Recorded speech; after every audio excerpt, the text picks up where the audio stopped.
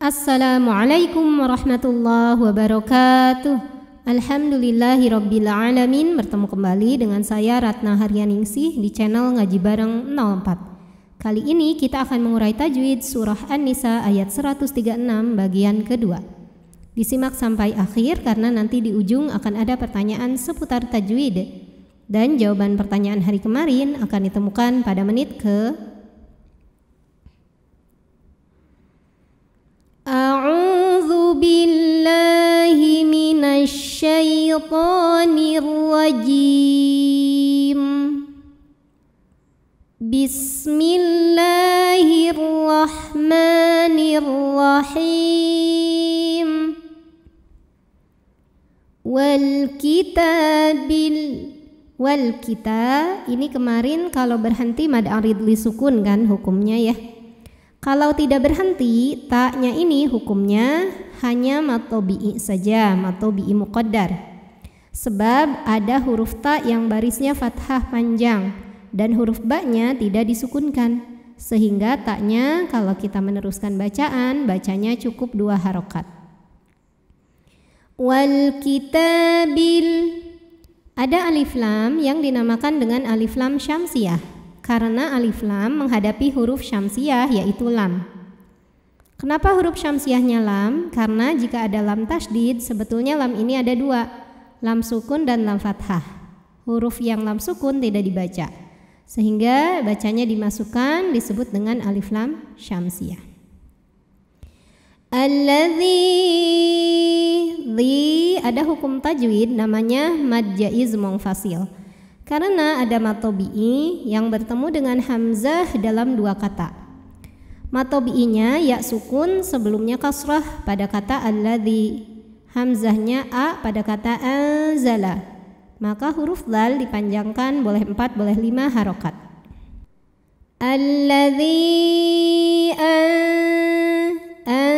ada hukum ikhfa awsat. Karena ada nun sukun yang menghadapi huruf zai.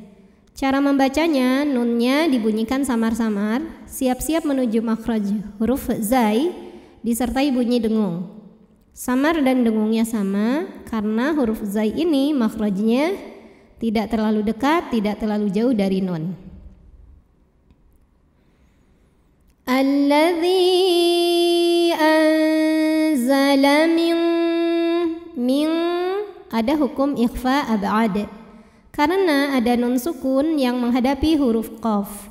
Cara bacanya, bunyi nun dibunyikan samar-samar, siap-siap menuju huruf qaf, disertai bunyi dengung. Nah, jadi dari nun sudah menyentuh makhraj huruf qaf yaitu pangkal lidah naik. Ya. Jadi bunyi dengungnya besar. Min qabl. Huruf ba dihukumi dengan qalqalah sughra. Karena huruf ba ini sukunnya asli dan ada di tengah bacaan kita. Cara membacanya dipantulkan dengan pantulan yang kecil. Qabl dan huruf lam ini harus tetap terbaca. Kemudian di atasnya ada tanda waqaf, namanya waqaf al-waqfu aula, diberhentikan atau berhenti lebih utama. Wa may, kemudian ada hukum idgham bi gunnah karena nun sukun menghadapi huruf ya. Maka nunnya dimasukkan atau dileburkan ke ya disertai bunyi dengungan. Wa may yak, huruf kafnya jangan ketinggalan hamznya atau anginnya ya. Untuk kaf yang sukun hamznya belakangan. Yakfur. Huruf ra sukun dibunyikan secara tafkhim sebab huruf sebelumnya berbaris dhammah. Maka cara bacanya ditebalkan. Wa may yakfur billahi. Lam pada lafaz Allah atau lam jalalah dibunyikan secara tartik sebab huruf sebelumnya berbaris kasrah. Maka dibacanya tipis bunyinya la. Billahi. Kemudian hukum alif lamnya dinamakan dengan alif lam syamsiyah. Sebab alif lam menghadapi huruf syamsiyah yaitu lam. Maka alif lam tidak perlu dibaca. Billah La mad tabi'i muqaddar karena ada baris fathah tegak di atas huruf lam. Cara bacanya panjang 2 harokat. Billahi wa mala. La mad wajib muttasil. Sebab ada mad tabi'i bertemu hamzah dalam satu kata. Mad tabi'inya fathah panjang pada huruf lam, hamzahnya i satu kata yaitu kata malaikatihi. Maka huruf lam panjang boleh 4 boleh 5 harokat. Wa malaikatihi. Hi mad silah qasirah karena ada hak dhamir yang diapit 2 huruf hidup dan huruf setelahnya selain hamzah. Maka ha panjang 2 harokat. Wa kutubihi. Hi juga mad silah qasirah karena ada hak dhamir diapit 2 huruf hidup, huruf setelahnya selain hamzah. Maka hak dhamirnya panjang 2 harokat. Wa kutubihi wa ru. Ro dibunyikan secara tafkhim karena ro berbaris dhammah. Cara bacanya ditebalkan. Wa rusulihi.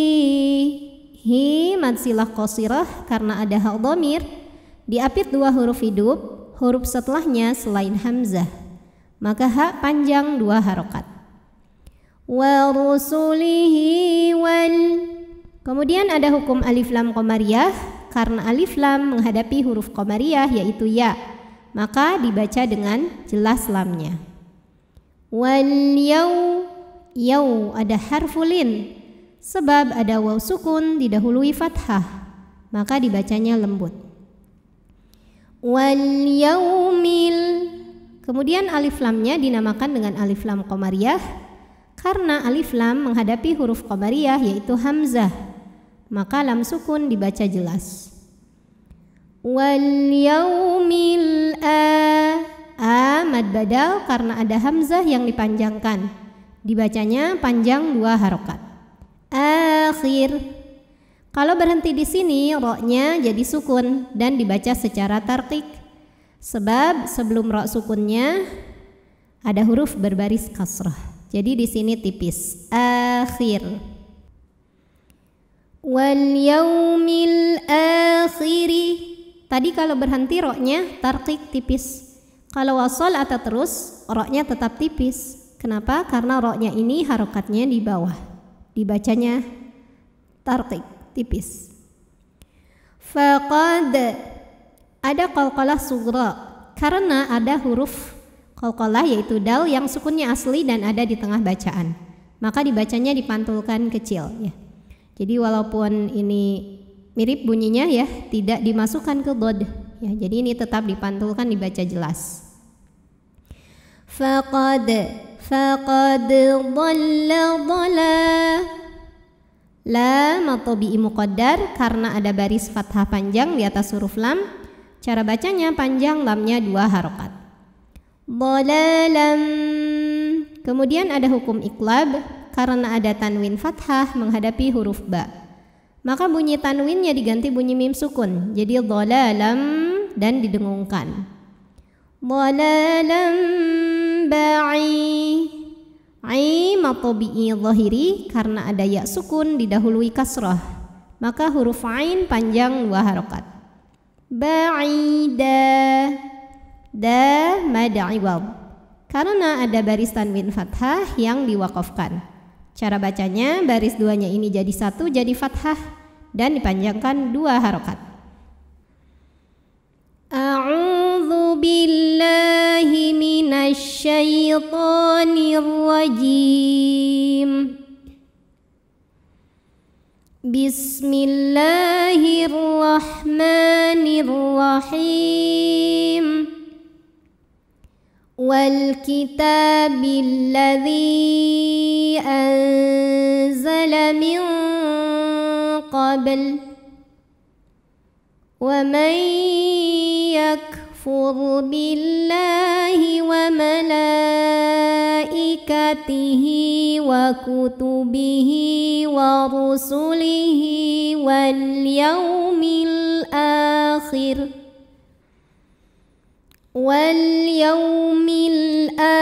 الخاسر فقد ضل ضلالا بعيدا. Pertanyaan hari ini, sebutkan nama hukum dari yang saya tunjuk. Nama hukumnya apa, sebabnya apa, dan bagaimana cara membacanya. Shadaqallahul azim. Wabillahi taufiq wal hidayah. Wassalamualaikum warahmatullahi wabarakatuh.